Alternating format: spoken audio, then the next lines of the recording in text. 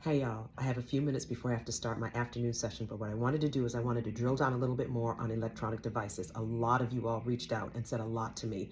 The reason why I am such a stickler against them, against their use, particularly in children under the age of 5, is that they rob kids of their learning opportunities.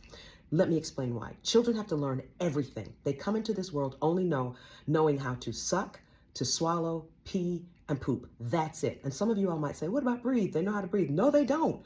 A lot of them don't. They come out and just like sort of like that, and we have to stimulate them. That's why back in the old days, they used to slap the baby. That's how they would breathe. They would start crying and then they would breathe. So from the beginning, we've been teaching kids how to survive. As a parent, that is your job, to teach your children. You are your children's first teachers.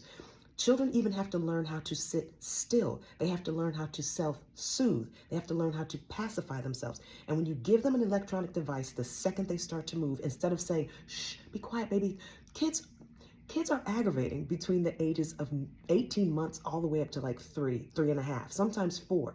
It is up to you to train them and to let them learn how to sit still. Otherwise, they get to kindergarten where they don't have a tablet in their hands. Some kindergartens are giving them, this is ridiculous anyway, but they don't have a computer in their hands and they cannot sit still. And then you want to bring them to me to diagnose for ADHD and put them on medicine so they can stay still.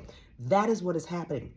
A lot of the children right now who are, not all of them, but a lot of the kids who are being diagnosed with ADHD, which stands for Attention Deficit and Hyperactivity Disorder, and even some kids in the autism spectrum umbrella, it is not because they actually have the core of the diseases or those conditions. It's because we don't know what else to call it.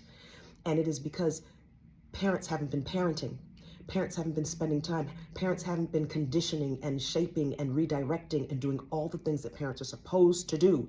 And you send your kid to kindergarten at 5 years old and with this poor teacher, and you expect the teacher to do that. And if your teacher has good classroom management skills, they will learn some of the stuff, but that was your job, parents. So parents, do your job. Interact with your kids. Give them books, puzzle, toys. Take them outside to play. Let them swing on a swing. Let them slide down a thing. Do the jungle gym. Those types of things. Okay, I got to go stamp out some more fires over here and see some more patients. Talk to you later. Bye. Peace and love.